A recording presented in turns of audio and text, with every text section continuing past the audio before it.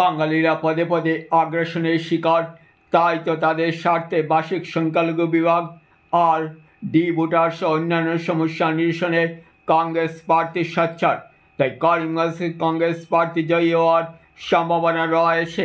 আজ সাংবাদিকদের মুখোমুখি এমনটা নিজের অভিপ্রায় তুলে ধরলেন বার্ষিক সংখ্যালঘু বিভাগের বিশেষ কর্মকর্তা মানবেন্দ্র মালাকার।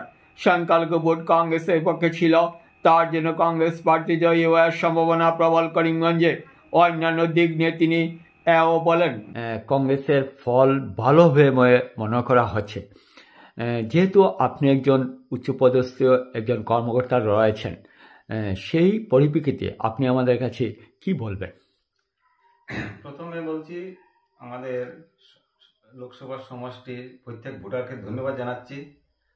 তারপর আমাদের বার্ষিক সংখ্যালঘু যে ভোটাররা আজকে এত আনন্দের সহিত যে আমরা ভোট দিচ্ছে তাদেরকে ধন্যবাদ, প্লাস আমাদের কংগ্রেস কর্মী তাদেরকেও ধন্যবাদ জানাচ্ছি। আর বিশেষ করে আমরা তো আশাবাদী আগের থেকেই যে আমাদের লোকসভা আসন জয়ী হব। আর বিশেষ করে আমাদের যে বিজেপি, জানি আমরা বিজেপি যে একটা আমাদের সাথে হাড্ডাহাড্ডি লড়াই চলবে, এর মধ্যে বিজেপি যে পাওয়ার ইউটিলাইজ করবে তাও আমরা জানি, যার জন্য আমরা আগের থেকে প্রস্তুতি নিয়েছি। সেই প্রস্তুতির কারণে আমরা ফেস করতে পারছি।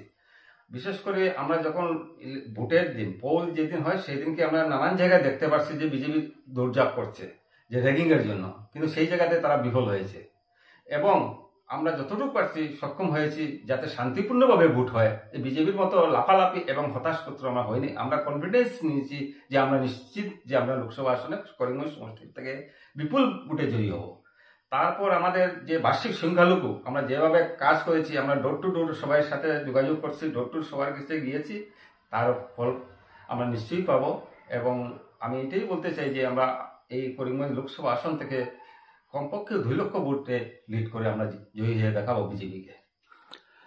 বিজেপি কর্মকর্তারা গলা জেড়ে বলেছিলেন যে কংগ্রেস এজেন্ট দিতে পারবে না, সেই পরিপ্রেক্ষিতে আপনি কি বলবেন?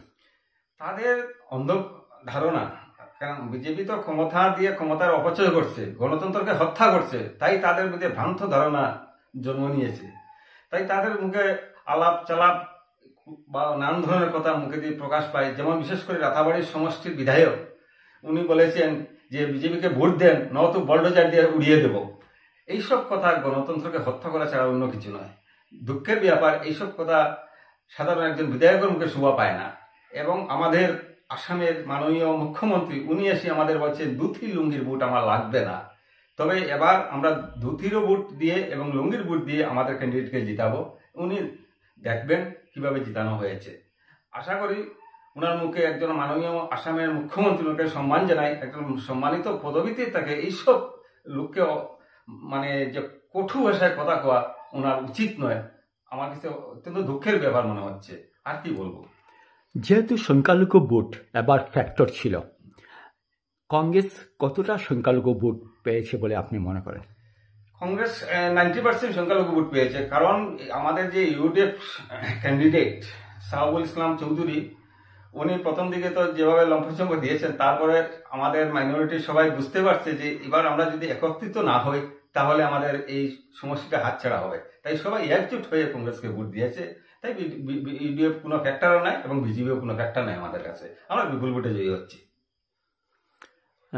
রাজ্যের মুখ্যমন্ত্রী গলা জেড়ে বলেছিলেন যে মিয়া ভোট লাগে না বা সংখ্যালঘু ভোট ওদের লাগে না, কিন্তু পরে দেখা যাচ্ছে সংখ্যালঘুকে তুষ্ট করার জন্য তিনি রাত দিন শ্রম করে গেছেন। সেই পরিপ্রেক্ষিতে সংখ্যালঘু ভোট কতটা বিজেপির দখলে গেছে বলে আপনি মনে করেন? বিজেপির দখলে সংখ্যালঘু ভোট তো যাওয়ার প্রশ্নই উঠে না।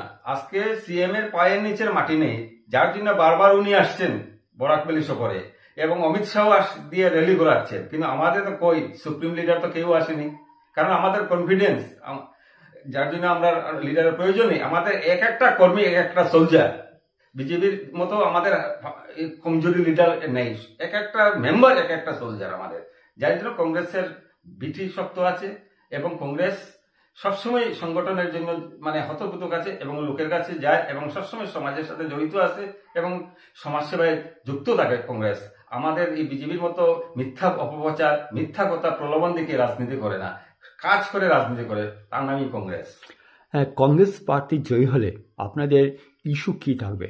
করিমগঞ্জে অনেক সমস্যা রয়েছে। করিমগঞ্জের অনেক সময় প্রথমে আমাদের সমস্যা দূর করতে হবে। আমাদের ডিভোটার যেটা মানে ডিটেকশন ক্যাম্পে 27 লক্ষ ডিভোটার আছে। আজকে দেখা যায় ওদের কম্বল দিতে গেলে অসুবিধা হচ্ছে, বিস্কুট এক প্যাকেট দিতে গেলে অসুবিধা হচ্ছে।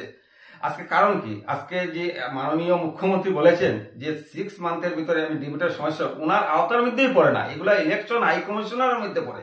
উনি কিভাবে মানুষকে মিথ্যা কথা বলে যে বুর্বক বানানোর চেষ্টা করছে, যার জন্য আমাদের প্রথমেই দফা থাকে আমার ডিটেকশন ক্যাম্প থেকে আমাদের যারা বার্ষিক সংখ্যালঘুর মানুষ ওদেরকে আইডেন্টিফাই করে এবং যাদের সুবিচার দেওয়া যায় তার জন্য আমরা লড়াই করব প্রথমত। তারপর আমাদের যে আজকে মেডিকেল কলেজ, এই মেডিকেল কলেজটা আজকে প্রপার টাউনে হওয়ার কথা। আজকে রামকৃষ্ণ একটা ভিলেজ, এত ইন্ট্রোডিউস এরিয়া, এখানে মেডিকেল কলেজ মানেটা কি? এর মানেটা কি? মানেটা এটাই হচ্ছে যে আমাদের বিধায়ক এখানে বিজেপির, তাই আমাদের এখানে হইতে হবে। করিমগঞ্জ নর্থ করিমগঞ্জে কমলাক্ষ দেবপুরকেশ বিধায়ক ছিলেন, তাই তাদের বিরুদ্ধে এইসব ডিফারেন্স দেখা গেছে। আজকে তো বিধায়ককে তারা চিনিয়ে নিল, ভয় দেখিয়ে নিল, নতুবা আজকে তো বিধায়ক আমাদের থাকতেন। যার জন্য তাদের তো একই কাজ, ইডি ডট সিবিআই ডট দেখিয়ে কংগ্রেস নেতাদেরকে নিয়ে রাজনীতি করা। তাদের নিজস্ব কোনো ক্ষমতাই নেই। কি কাজ করেছে? আর 10 বছরে একটা কাজ উদাহরণ দেখা যে বরাকার জন্য একটা কাজ করেছে বিজেপি, দেখাতে পারবে? নিশ্চয়ই পারবে না। শুধু মিথ্যা প্রলোভনা, মিথ্যা প্রচার দিয়েই চলছে। আর সেন্টিমেন্ট, রামজন্ম তো ঠিক আছে, রাম আরাধ্য দেবতা আমাদের। আমি হিন্দু ঘরের সন্তান, আমি রামকে পূজা করি, আমি মা কালীর সাধক। কিন্তু তা তো নয় রাম রাজনীতিকে এনে তাকে প্রচার করবো, রাজনীতির ইস্যু বানাবো রামকে, তা তো কথা নয়। এটা কি ধরনের কথা? রাম কি রাজনীতির লোক? রাম একজন দেবতা আমাদের। রামকে নিয়ে এই কয়েকদিন আগে দেখা গেছে আর একটা মিথ্যা প্রচার করছে যে হনুমান পূজা কংগ্রেসের সামনে করতে দেয় না। মিথ্যা কথা। আজ পর্যন্ত যত ডোনেশন কংগ্রেস দিয়েছে হিন্দু ধর্ম মন্দিরে, মুসলিম ধর্মে, আমাদের কোনো জাতিভেদ নেই। আমরা সব